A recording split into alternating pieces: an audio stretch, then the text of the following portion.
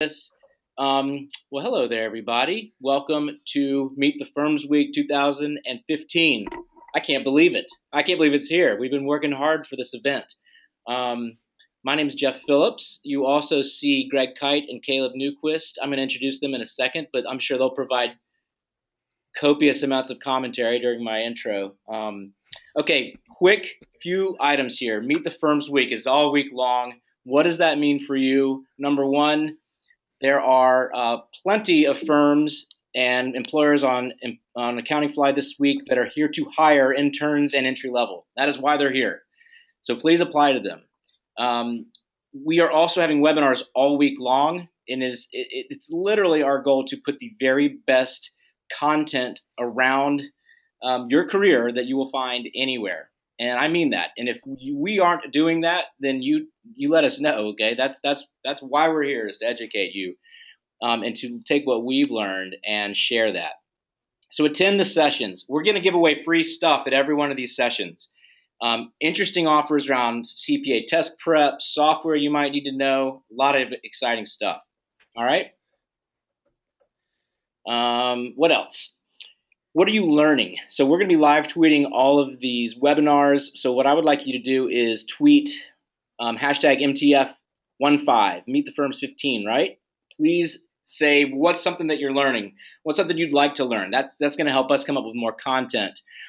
We have sponsors for this year's event that are putting this on. So this is completely free for accountants. It's free for the firms, and it's free for you. So please give some love to all of our sponsors. Today's going to be sponsored by Xero. I want to throw out also the AICPA PCPS, who's a sponsor, Gleim CPA Review, Wiley CPA Excel, and Surgeon CPA Review. You'll be learning a lot more about that as the week goes on. We have a lot of universities who would love to meet you about their accounting programs and master's programs. We'll share some information about that. It's not too late to drop your resume and give us feedback. Twitter, hashtag MTF15. Let us know what you like, what you don't like. All right. What else? I'm going to fire up a quick polling question because there's going to be polls on all of these questions. So here it is. This is going to get us all used to this GoToWebinar contraption that you're using on your computer. Type of firm that you are most interested in working for as of today is the Big Four, top 200, local, regional, private industry. I have no idea. Greg, what kind of firm did you start out at when you first got out of college? I started for a mid-sized local firm, so there's about 70, 60, maybe there's about 60 professional staff, and but we were just basically our reach was just in the county that the one office was located in. Got it. So mid-sized local.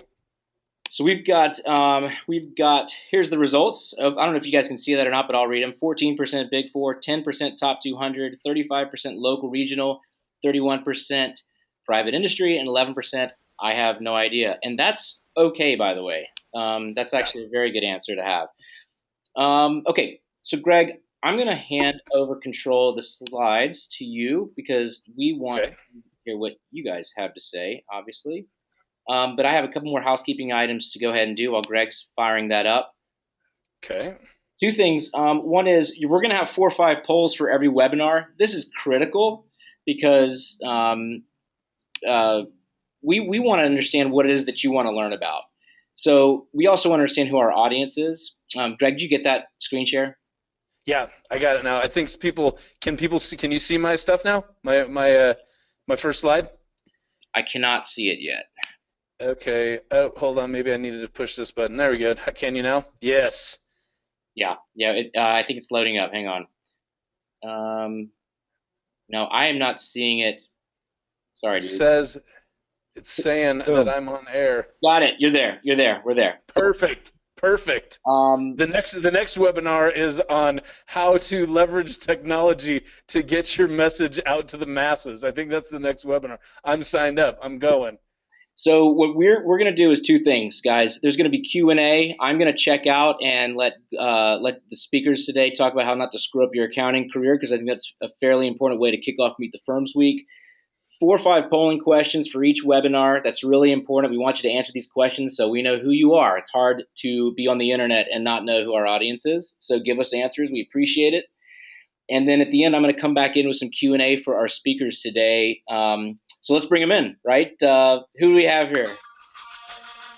Accountingfly presents a Meet the Firms 2015 production of How Not to Screw Up Your Accounting Career with your presenters all the way from Colorado, Caleb Blotto in Colorado Newquist, and all the way from Utah, Greg the Nomo from Provo Kite. Now, who's ready to not screw up their accounting career? And I think we have a polling question. I got it. About that. So actually. we do. Look at that. So, Greg, I want to know something, Greg. Did you get permission from Axl Rose to use the intro music? Because I'm a little concerned that you might be getting a phone call that you don't want. I did not get permission from him for that, but I did get permission from the local karaoke bar because that's actually, I snagged that off of when I went karaoke. It's nice to know that 4% of the attendees are not ready to not screw up their accounting career. That's good. That's some honest feedback that we're getting right there. Before we launch into it, Caleb, tell everybody just a little bit about yourself so that they kind of have an idea who the heck you are. Sure.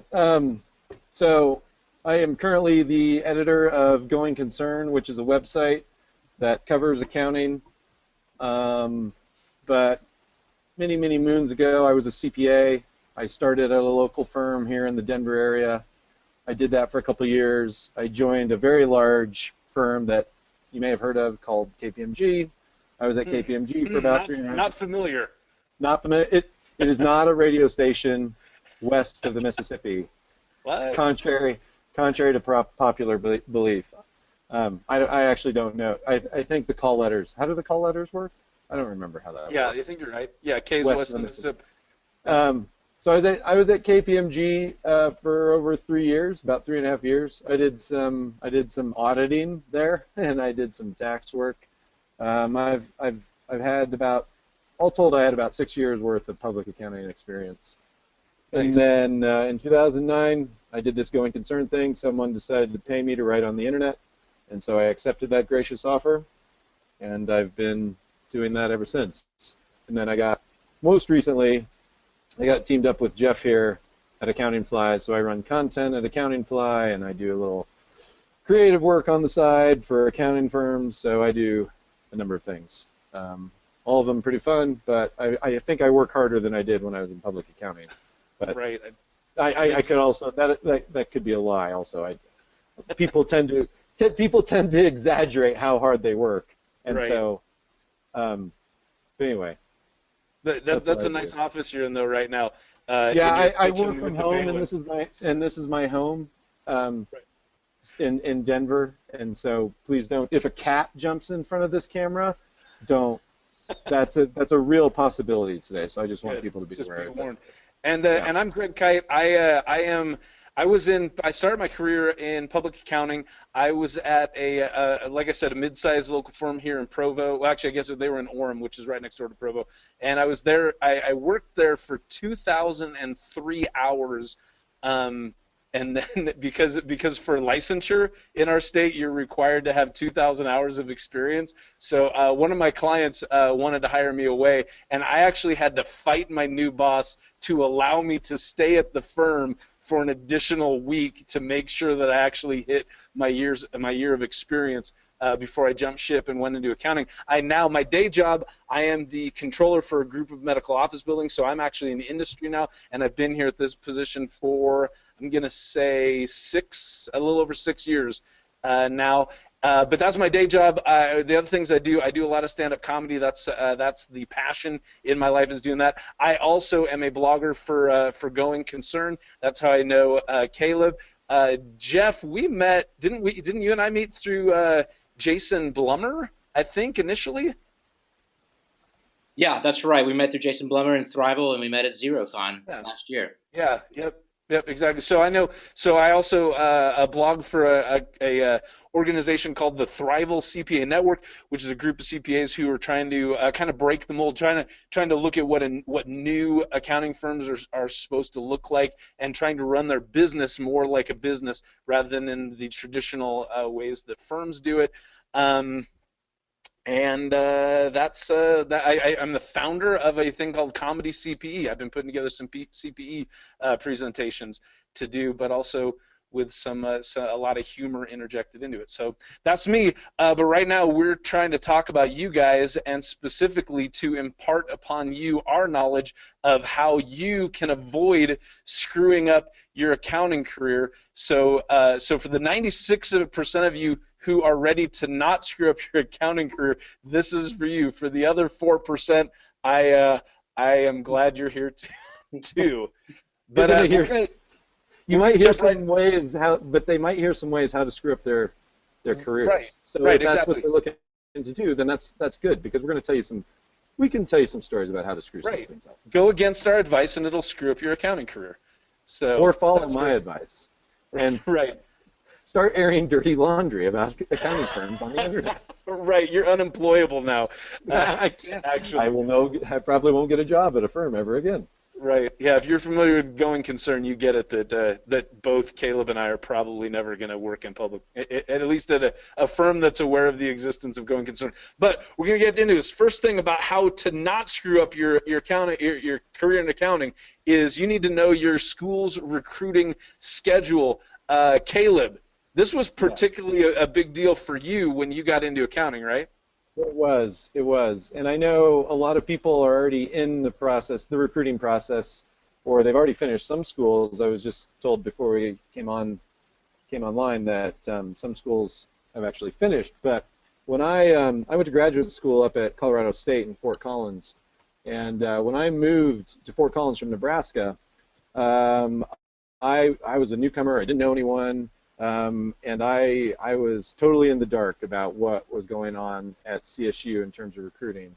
So I remember one day in probably mid-September, late September, thereabouts, I finally figured out where the career center was at my school, and I had also discovered that two of the big four had already conducted interviews, and I did not go to any of those, and they had on-campus events, and they had social events at some of the pubs in town, and so I missed half of the firms, and actually KPMG didn't come to CSU, so I actually missed 2/3 of the big four firms that were on campus at my school, and so I felt pretty stupid. I felt real stupid, actually.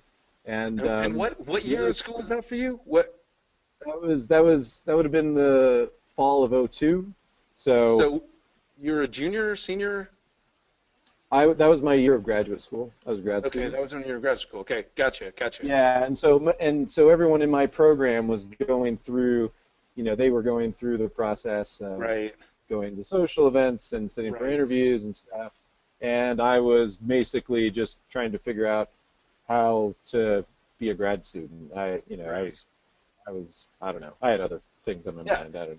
So you're saying undergrad in Nebraska, you go to grad school in Colorado. Once you and when you're there, you're just trying to figure out, where your classrooms are, and you didn't even get on board in terms of what the recruiting schedule was, and so you lost everything. What was the one firm was it EY you said you did get in on? No, I did an interview with PwC at the time. And they had a social event. They had a social event that I went to and then they had their interviews the next day. So I did manage to get to those, but it was kind of too little too late. I mean, I wasn't PwC material anyway, and I mean, I won't get into what exactly that means, but at least I wanted to meet some firms and talk to some firms, and maybe I would have found one. But for me, that whole traditional fall schedule, I missed probably 75% of it. And so if you want to screw up your career, I highly recommend just skipping the interviews altogether. Well, so here's the thing. And I would say that I'd even tweak this just slightly. Don't just know your school's recruiting schedule, but even before that, and this was kind of what happened to you, Caleb, is know that Yeah. there is a recruiting schedule. Because Yeah. I have a similar story. I was a non-traditional student. I actually my first time through college, I was a math education major. I got my degree in math. I got certified as a secondary math teacher. I started doing that.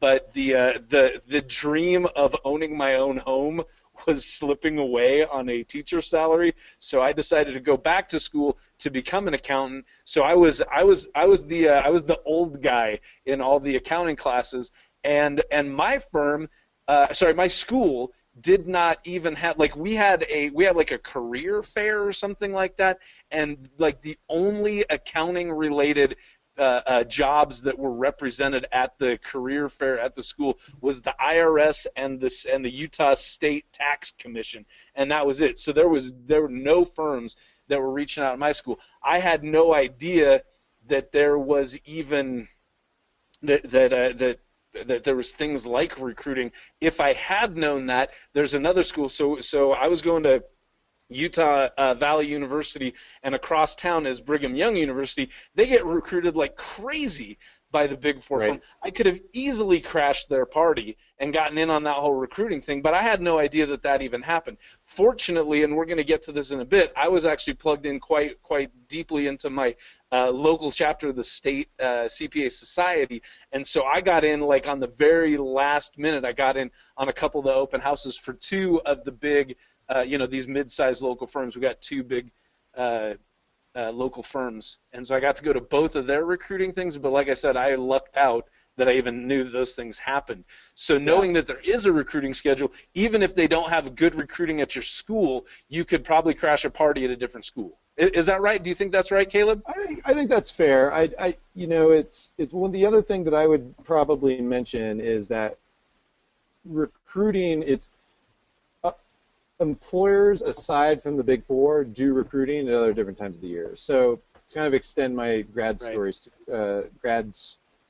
student story a little bit, I eventually I went on several interviews on campus in the spring semester, and eventually the firm that I accepted my first job with, I interviewed with them, I believe, in March. And I remember it was March because I had gone up to Winter Park for the weekend, and I did not wear sunscreen, and I had an amazing sunburn for that interview. And they still invited me for an office visit. So so when if fall recruiting is kind of wrapped up on campus at your school, hang in there. More employers are on the way. So it's always important to just stay on top of that schedule, stay in touch with those career services folks, and just to see what else is coming up, because there will be more employers on campus soon enough.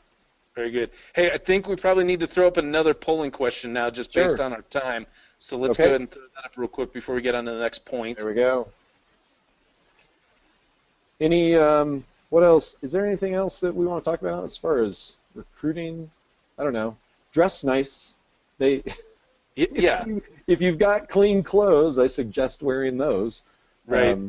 Well, it's usually, my impression was always shirt and tie kind of stuff is what you suit. Sorry, not shirt and tie, suit and tie. If you're a gentleman, a suit and tie. If you're a woman, put on if you got a nice not pantsuit. That's the skirt suit. Yeah, whatever. Yeah, skirt suit, something like that. Look professional. It's not business casual time. It's business attire. Make them know that you're serious. It's kind of interesting that hasn't changed much. It is a little bit interesting. Of all the things that have changed in the accounting profession, the fact that when you're doing those campus interviews, you definitely need to probably show up in a suit. So. Yeah. Yep. Do it. Cool. So dress for success, people. Dress for the job you want, not the job you have. Here's our next way to not screw up your career in accounting. And the way to not screw it up is don't buy all the Big Four hype. That's a big suggestion we have. And Caleb, I'm interested to hear. You even said beyond the big. Tell us what the Big Four hype is. I'd say you're more you're more aware of that just within going concern than Yeah. anything in terms of what the hype is and why the hype's kind of BS. Well, I guess I would go back to my grad school days, and I think about, again, being the new kid on campus, and just hearing all my fellow grad student, I guess my fellow students, that's what everyone was talking about. That's where everyone wanted to go. Right. And so to me, that was kind of the hype got to me as a young grad student that I needed. That's where I wanted to work, or that's where I thought I should work. And a lot of my professors talked about that too. And so that's something that's prevalent on a lot of campuses, like the campuses that I've visited. James Madison, Wake Forest, NC State, others. The Big Four has a huge presence at schools like that when it's recruiting. So and they definitely put on the full court press. So if you buy into the hype, I don't blame you. I don't blame you one bit, because they're fun places to work. You get to work with people your own age, and that is very appealing to a lot of people. So here's the thing. Are they fun places to work? Well, we'll get to that. Okay. Well, let's get. Well, yeah, I guess we've got. Let's do it now. I guess what I would say is what I've told students when I've given talks at other campuses is, an internship. You might experience an internship and you might love it. You might think, this is great. I love this company. I love this firm. I'm excited about this. But when you go on as a young associate and you leave campus behind, it is definitely a new ballgame. I mean, and for some people get a rude awakening quite quickly, and that doesn't make people feel good. I remember plenty of people. I remember being a senior at KPMG here in Denver, and I remember young associates who lasted like 2 months on the job, and they were really. gone. Oh my gosh. Oh yeah. Well, it was part of it is a matter of bad luck, and part of it is just a mismatch where people maybe their expectations were really skewed. The internship experience they had versus what they had as a young associate, as a first-year associate. If those are dynamically different experiences, some people don't survive that kind of shock, I suppose. Right. So I had a friend. She's not in accounting anymore, but she was in an accounting program. She did an internship with Arthur Andersen, I believe it was. And this was out in, I think this was back east somewhere where she did that. And she said she had the best time during her internship. She said that Arthur Andersen totally just fell over themselves just trying to wine them and dine them. Even during the internship, they'd send them to these really cool, to do field work in these really cool locations, put them up at great hotels, pay for all sorts of expensive meals, do all this kind of stuff. And she knew she ended up not working for them. Just life circumstances took her a different road from where she was headed. But at the time, she was planning on doing it, and she knew full well that her day, once she accepted her job at Arthur Andersen, her day job would be nothing like her internship. She knew for sure that was going to be the case. But there are, I guess the Big Four hype is this. There's lots of other places that you can work besides the Big Four. Now, that being said, it's hard to find a point on your resume that's going to look quite as cool as a Big Four firm being on your resume. But there's other very, very good places, other places where you might fit a lot better into their culture. There's other options. I would say what I would add to that is when I was on it, I gave a talk at NC State a few years ago, and a lot of the students there were going to work at, I think, at NC State, I think it was E&Y. A lot of people were going to E&Y in Charlotte. But all the Big Four were well represented. But a young man did come up to me, and he asked me, and during my presentation I talked about how I started at a small firm. And he came up to me and he asked me about that, and I said, big firms aren't for everybody. And a lot of people listening, big firms aren't going to be for everyone that's listening. So, if you are unsure about if your friends and your fellow classmates they're talking about these exciting careers that they're going to embark upon at these Big Four firms, have just know that you can go to a small firm if you think that's going to be a better fit for you, and it's going to be okay. It's going to be okay. So and it's a hard thing to battle because it's easy to be self-conscious about when you see what a lot of people are doing, because a lot of people will go to Big Four firms. Easy to feel self-conscious about that. I implore you to not be self-conscious. Trust your instincts that tell you, it's like, I'm not sure that's for me. If your instincts are telling you that, then definitely follow them. Yeah, and I knew that the Big Four wasn't for me, because again, like I said, I was a non-traditional student. I'd already had a brief but illustrious career as a junior high math teacher, and I had a family, and I wasn't willing to move. That's a requirement. You apply to a Big Four firm, they say, hey, yes, we want you to come work at Ernst & Young in Houston, and you're like going, I have no desire to move from where I'm at right now. That could be, for me, that just wasn't even an option to be able to move states. So the Big Four was not in my horoscope because I was unwilling to put myself at risk to where I could get a job that I was really, that was hyped up a lot, but then the only way to seize that was to do something that at the time I wasn't willing to do, which is relocate. Right? You relocated to Manhattan, I didn't did. you? I went to New York City for a while. That was something that I prompted myself, though, and we may get into that. But Okay. moving to New York was something that I did do. It's something I wanted to do, yeah, we might be able to pick up on that later. But I did move. I did move with KPMG. Right on. Okay, the next way to not screw up your accounting career is to make sure that you're a multidimensional human being, and this is a serious problem in accounting because of some, and even because of some stuff that we're going to get into a little bit later. One of the things, actually, I'm going to go ahead and tilt our hand a little bit. One of the reasons is because of long hours.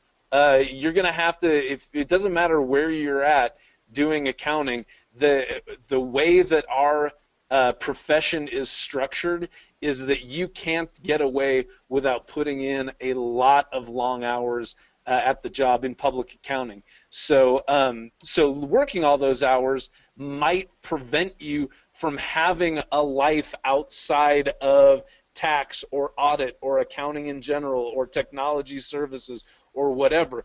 But the thing is, people, not just employers are going to want to know that there's more to you than the fact that you have memorized the entire United States tax code. They want to see who you really are, what your interests are, what's outside, but it's not just, I mean, I think if we look broader beyond just the hiring side of public accounting, but if we look into the client relationship management side of things, is that clients always want to know that you're more than just a guy who can crunch a bunch of numbers, more than a guy who can confirm their accounts receivable. They want to know that you're a real human being. That's what gets people, that's a differentiator. That's going to get your clients interested in you. And for me, that was a big deal because I was working in public accounting, and I was able to land a great job in industry, and the way I was able to do that was because of the personal relationship I had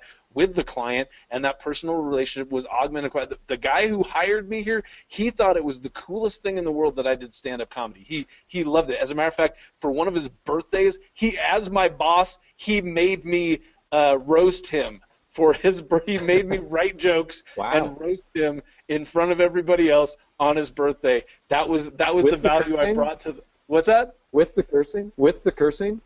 Yes, there was I don't think there was a whole lot of cursing in that one. It was a clean roast. It was a cleaner roast, at least. He also appreciated the fine art of swearing quite a bit, but I think maybe in this more public setting we downplayed that a little bit.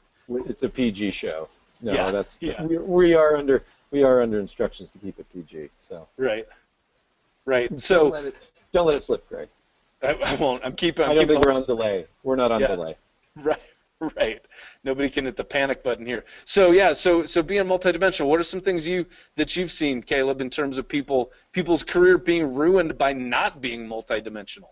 Well, I mean, I guess I got a couple of stories. The first one is when I was at CSU, I'm sorry, when I was at KPMG here in Denver, I was doing a recruiting event back up on campus, and I was just a greeter. I was a senior associate, and I was greeting the very wide-eyed students that were coming in to interview with manager and partner.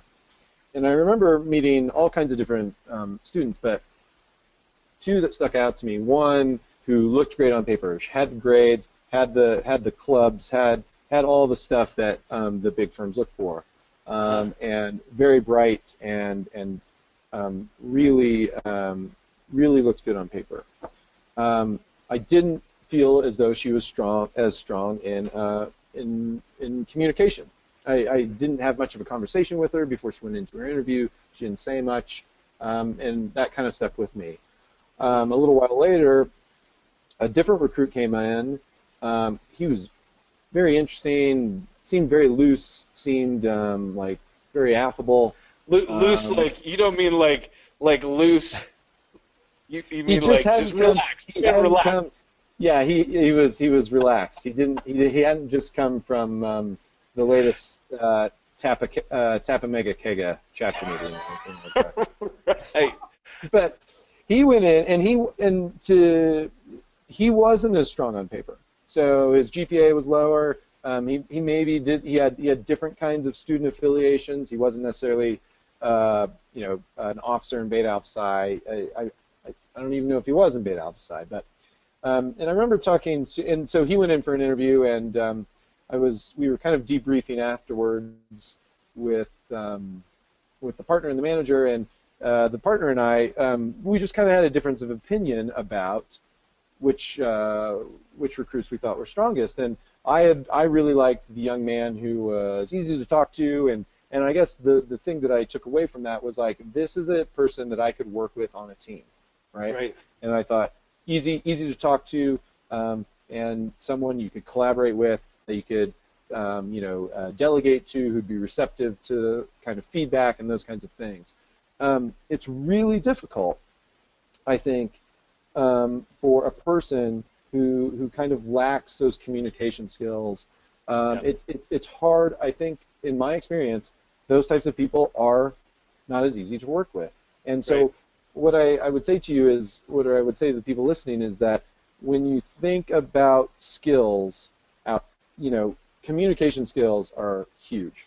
And I think it's not a big, to my knowledge, and it's as recently as just a couple years ago, to my knowledge, the curriculum you got that is out there, communication is not a big part of it. In fact, at some schools, it's not a part of it at all.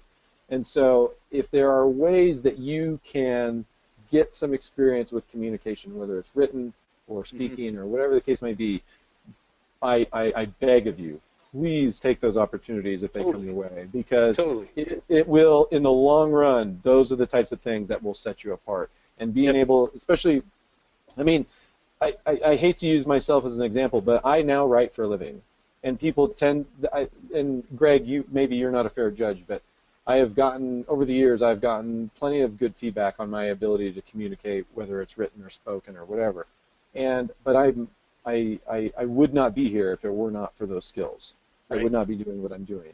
And even though I'm not in public accounting anymore, what I hear from partners and what I hear from professors over and over and over and over again, the people that are the best communicators are the ones that go the furthest. And right, so, and that's really it. That's how you go, because again, I don't want to have a short-sighted view of people's accounting career here. Like in terms of your broader career, you've got to be able to communicate well. I've seen this myself. As a matter of fact, at the firm that I worked at, there was a lady. She was the nicest person at the firm to me. She took wonderful care of me, but she was not a quality communicator. She was fantastic. She was in the tax department. She knew tax like crazy, but she was one of these people who had been promoted to manager and was never going to get past that because she was a great tax person. She was not a great people person, so she was stalled out. And this is a lady who's at that point had been with the firm for 20 plus years and had been a manager for the vast majority of those. So soft skills are a big deal. But it's interesting, one of the things that you said triggered a thought in mind. One of the things in in the world of comedy is if you're being hired to be a writer on a show, one of the things they look for there is not just that you're funny, but they want to make sure that you're somebody that they would want to be working with at 3 a.m. when you're trying to bang out a last-minute script for the following week. And it sounds like that's the same thing you're talking about, Caleb, when it comes to this, is not just can you do the job, but are you not going to drive me out of my damn mind when we've just spent 16 hours straight at this company trying to finish up this audit, right? That's what we're talking about? That's what we're talking about. And by the way, if John Oliver just happens to be listening, John Oliver, I would be happy to send my resume your way. Right. Hey, let's throw up another polling question because time is ticking away pretty quick. It is. It's flying. Yeah. We'll keep this open for about 30, 45 seconds. But we'll just keep talking. We'll keep talking over this. I mean, if the other thing that I maybe would mention, Greg, that's kind of related to this multidimensional stuff, is be open. And this is going to sound crazy, but be open to the possibility of failure in your lives. Yeah. And what I mean by that is not everything is going to go the way you want it to, okay? And that sounds obvious, I think. But what I think a lot of people, and I include myself in this, but what a lot of us thought about, I guess, as young accounting students trying to get that first job, is that if you don't get the job you want, that it's somehow like your career is set back like a decade or something, that you aren't going to be able to carve out the career that you want. You have to be open to the possibilities that just come your way. And so and some of that stuff feels like failure. And I'm going to close this poll real quick and show the results.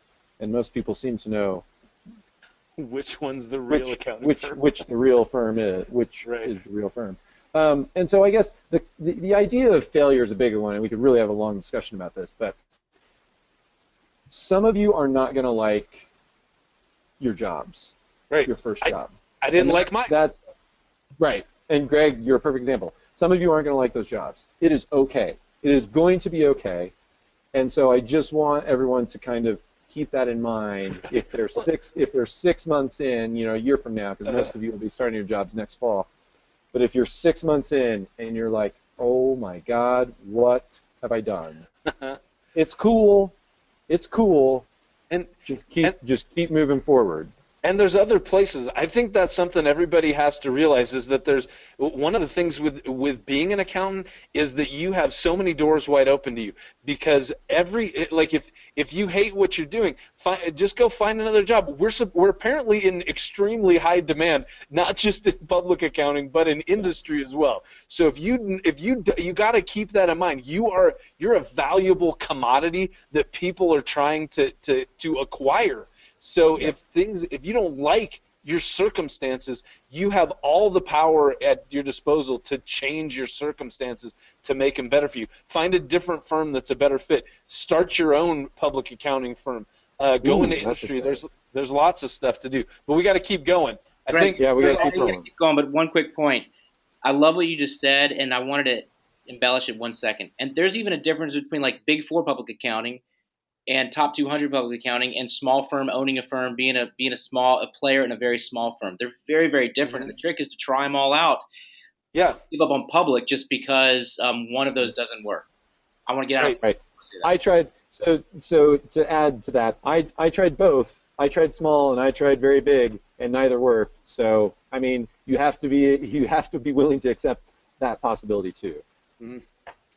Okay, so the next point we want to get to in terms of making sure that you have a great career in accounting is that you need to understand the expectations of your firm's business. And one of the things I did not fully appreciate and fully understand when I got into the firm that I was working at was the whole idea of the billable hour. And I feel like in a large part that was something that made it so that I didn't enjoy that first job I had at the accounting firm very much. I was completely unaware that there's apparently about 6% of 6 to 7% of accounting firms that actually do not charge their clients based on the number of hours that their people work. They actually do fixed price agreements and things like that, but that's a little bit outside of the scope of this, other than the fact of just making sure you all know that you don't have to work for a firm that bills by the hours. You can find other things. But the billable hours is a big deal because a lot of how you are graded at your job is based on the fact of whether or not you hit your billable hour goals. And if you're not hitting your goals, you're going to be frowned upon and shut. Like, you could be the worst human in the world, but if you're crushing your billable hours, they're going to you're going to be a rock star there, even if you even if you slap the secretary every day when you get into work. People can be like, well, he slaps the secretary, but man, he's really bringing in a lot of money. So let's just, get him a secretary who can. I don't know. Was that inappropriate? That was maybe. Hopefully I was maybe going. back. Hopefully the secretary gets back. Yeah, exactly. Get the secretary some kung fu lessons and move on. But there's a couple of things to remember. Is one, and these were things that because my firm that I worked for, it was a bunch of incredibly ethical people. So nobody pulled me aside ever and says, hey, here's the thing you can do is you can eat time. If you've got a budget for a job that's 4 hours and it takes you 9 hours, you just write down that you did 4 hours on that job, and you just eat the rest of those 5 hours just to make yourself look good. The other side of things, and I do believe that this is unethical, but at the same time, it's something that happens, that there's people that pad hours. I did an article for Going Concern, and I said about the billable hour, and there's tons of people who said, yeah, I just, at the end of the day, I go, yeah, I worked 10 hours. Which clients are going to pay for these 10 hours? Whether or not those clients did, and having a little bit of a feel for which clients are more sensitive to their bills and which ones are less. Again, I don't think it's ethical at all to pad those hours, but that's one way that people navigate this whole billable hour thing. And the main thing there is that you're going to get mixed messages. There's going to be people at your firm that say, we don't care, we don't want it. Like, isn't it, actually, Caleb, tell me this, isn't it true that some firms will fire people if you get caught eating time? I mean, that's supposed to be the case. I mean, I've never heard of it. It never happens. No, of course not. It doesn't happen.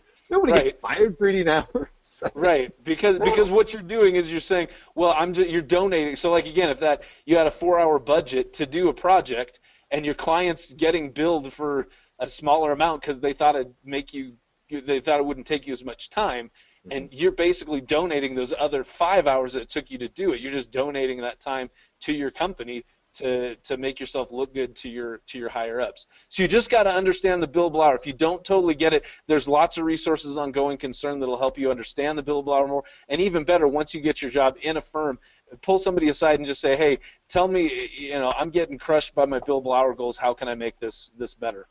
I would just, the only thing that I would add is that I was totally in the dark about billable hours too when I joined my small firm. I mean, and at KPMG initially, I was in the dark also. I mean, my small firm was different because it was just, I mean, we just billed the hours that we work. I mean, budgets were not a huge part of a small firm. I was just expected to do work fast, and that's basically what it amounted to. At KPMG, it's a much bigger deal. And yeah, I was definitely in the dark. I mean, I just knew that I had to fill up timesheets every 2 weeks, and that I had, if I was doing a good job, then I was probably updating it every day, which I never did. And really? So the due date comes, and you're just like, what have I been doing for the last 2 weeks? I'm not really sure. And I was so diligent. I did mine every day, and I think I did it in 10-minute increments. Shut your smart mouth. You know that's not true. No, it was true. It was true. I was the greenest, and I mean, I swallowed the whole thing. We got to bill our time. We got to track our time. Let's do this and fill that timesheet out every day. I was there, but they still didn't like me at my firm. Sorry. It's okay. I'm gonna make it somehow. The one thing, somehow I made it through. I'm not sure how that was. Somehow I got through that. Congratulations. Yeah. Still at it. Whew. What's interesting? Dependency. Dependency will get a lot of you through it. The one thing I guess I would mention, and it kind of segues. Glasses are fogging up now. Hold on. Whew, whew. Okay, so sorry. If we kind of segue into part two, okay. the long hours thing. I think the long hours is what everyone is aware of as students. Is like you hear the horror stories from either professors or the people that you talk to at recruit events. It's like everybody assumes, oh, long hours. This is part of the deal. I think the long hours, when you couple that with the utilization, with the billable hour, that's where things get kind of tricky, because you're working long hours, but then you find out it's like, but you're really only supposed to be working this many hours, but you're not, but you're expected to be at the office working, and it's this dance that you're constantly doing, and it's to me as a student, I just remember thinking, yeah, I'm going to work hard, I'm going to work long hours, and it's going to be okay, and I'm cool with that.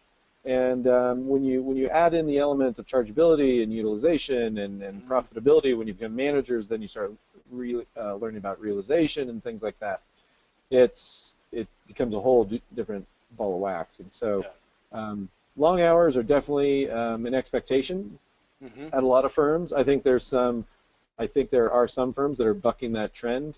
They are few and far between, but that is something that is as advertised. You can expect to be eating out of the vending machine a time or two.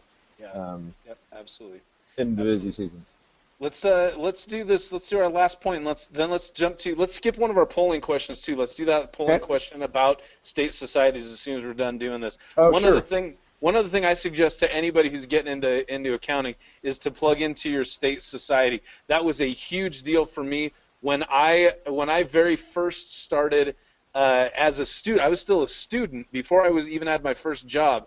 I actually got a student membership to the AICPA. Not a bad idea. I don't regret that at all. However, there's pretty much in the AICPA, there's pretty much zero opportunities for you to actually interact with other members of the AICPA. The AICPA is kind of this big, broad organization that everybody pretty much belongs to, and that if you're in it, you get a Journal of Accountancy every month, and you get access to really cheap life insurance and disability insurance.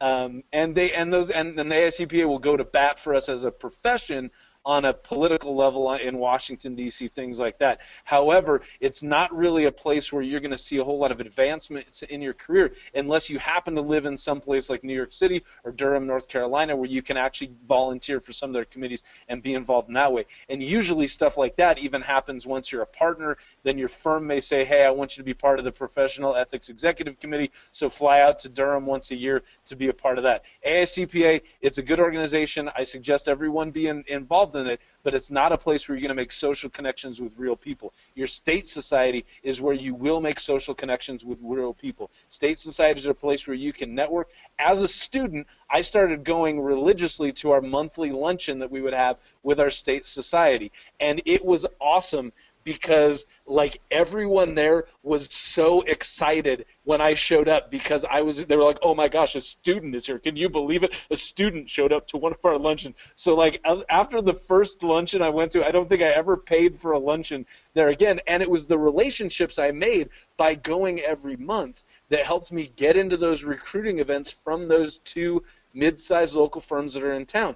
And that's actually what got me my job right out of when I was still undergrad, before I even got into my graduate program, was because these people knew me from the state society, and they said, here's a guy who's really going out of his way to plug into this profession. He's serious about what he's doing. We want him to be in our firm. And all that it took me to do that was once a month going and getting a free lunch. So if people say there are no free lunches, they're lying. I got one. It got me a job too. Caleb, what do you think about plugging into state societies?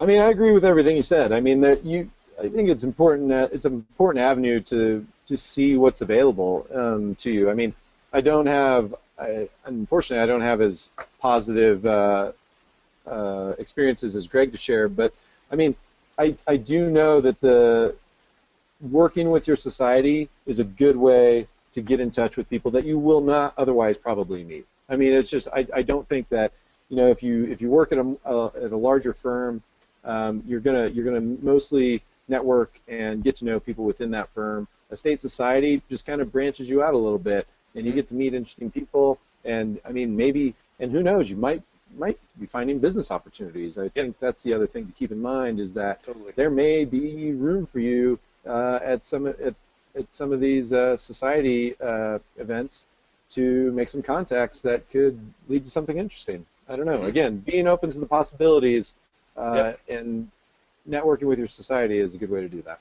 Yep. So finally, the last thing, and this is a pretty shameless self-promotion. Totally shameless. But I'm not going to say that it's not true. Some other things that you can do: plug into sites like Going Concern. I'd say Going Concern is a fantastic resource for accountants, especially accountants who are on the front end of their accounting career. Get in there; you're going to learn a whole lot about a whole lot of firms and stuff that you didn't know. The whole idea of Going Concern is to kind of pull back the curtain of what's happening behind the scenes in these firms and given some real life things. I think some of the most important things you'll see in Going Concern too is the comments coming from people. The participation we have on that site from people who are at jobs with big firms is hugely important. It's going to give you a real good picture of what you'd be getting into if you got a job at any of those firms. Also, Accountingfly, great place to go, because that's it. To have a career in accounting, you have to get a job in accounting, and Accountingfly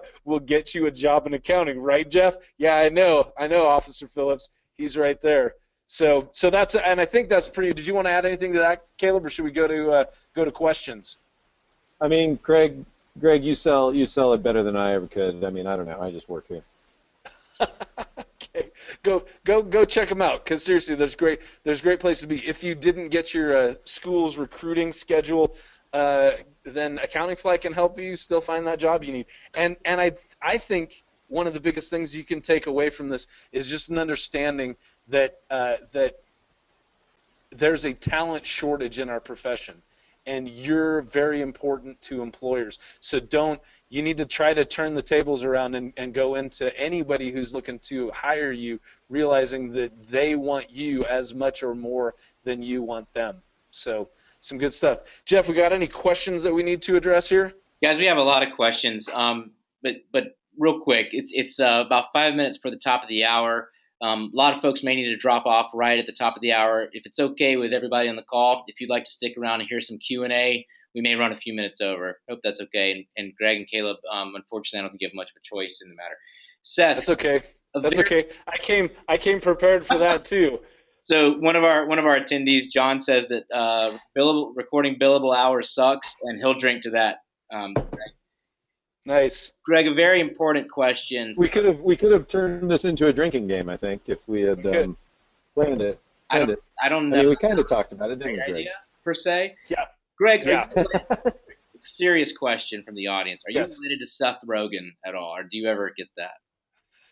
I only get that on webinars. I did a webinar on Friday, and somebody asked that too. I think I can laugh like him. I think that's a bet I can come to a Seth Rogen That's a pretty laugh. solid Rogen. That's a pretty solid Rogen laugh right there. Yeah. No, it needs work, but no, not related to him. Nor do I consume the amount of weed that he consumes. All right, so But you're right. Come over to Colorado, Greg. You're right next door. I know. You could up your game a bit. Yeah. So I'm good. I got this question. This is no good. Yes. 3 or 4 Sorry. times I got this question about being an introvert and being an accountant, and it's an interesting topic because you guys are talking about making small talk at recruiting events, how to be a good player on a team, and some of the people are on the webinar saying, "Look, I'm an introvert. What do I do? How do I make small talk?" And is accounting for introverts, if that's the case? Yes, accounting is for introverts. I mean, that's introvert. See, and that's the thing. Introversion is expected in the accounting profession. So you don't have to be some wildly, some party animal to stand out. You just have to have basic human interaction interaction skills. And I would say, and here's actually a trick. If you're introverted, because that's actually a funny thing. I consider myself, and you guys might want to call BS on me for this or something, but I consider myself to be introverted. On that spectrum, I fall slightly on the introverted side. I'll talk all by myself into my friggin' webcam all day long. But here's the trick. If you're introverted, go to these events and ask people questions. People love talking about themselves. Go with memorize a list of questions that you could ask to any human being on the planet and have follow-up questions. All you have to do to chit-chat, to totally talk someone up, is just ask them some good questions and then just sit around listening to them yak. And they're going to think, that's a good guy. That's a thoughtful person there. Just because you asked some questions. So I agree with everything that Greg has said. I'm not surprised to hear Greg embrace the introvert label. I think Jeff and Greg would probably say that Caleb is definitely an introvert. He can't stand talking to anyone or doesn't want to. But it's a funny thing because I definitely consider myself an introvert. But what I've discovered over the last few years is I do enjoy networking kind of on my own terms. And what I mean by that is when you're at a firm event or you're at some kind of event and there's lots of people and they're mingling and they look like they're having a great time and yada yada yada, that's just how they choose to engage at those types of events. If you're not that extroverted, and my wife is a huge extrovert, and so it's just like one of those things where when I think about how I like to engage people versus how she engages people, both methods work. And so for me, it's more like Greg, where I kind of let people kind of naturally gravitate to me, and I don't necessarily seek people out. But when people strike up a conversation, the easiest thing for me to do is just ask them questions and just be authentic. I think the other thing to be really authentic and take the time. And I read a very interesting article, and I don't remember if it was Harvard Business Review or if it was somewhere else, but it basically said when you're networking, just think about you're just trying to make a new friend. Don't think about it as this big businessy kind of wheeler dealer kind of experience. Just try to get to know somebody. Yeah. And if you get to know one person and you like them, then holy cow, that is a successful networking experience you just had. Right. Believe it or not, it's possible. One last thing I'll say is I am saying this as a devout introvert. I am not aggressively pursuing more friends or more business contacts or any of that stuff. But I have found that I do enjoy networking and I do enjoy listening to people. And Greg is right. You ask a person a question and they'll talk your ear off for half an hour and you'll be like, great. And he's right. They'll be like, man, that's a good guy right there. Yeah, real nice and it doesn't have to be. And don't ask them questions like, hey, what do you think of the new tax legislation that Congress is currently voting on? No, that's you're making. Ask them, excellent hey, advice. Are you watching any good TV shows? Yeah. People talk about Game of Thrones. Exactly. Find someone to talk about Game of Thrones for God's sake. And if they say Game of Thrones and you don't watch Game of Thrones, go, I've heard that's awesome. Can you kind of tell me what it's about? Because I don't know. And then they're gonna go, oh my goch, Game of Thrones, and their head will explode, and the next thing you know, you got a job, your partner. Yeah. Honestly.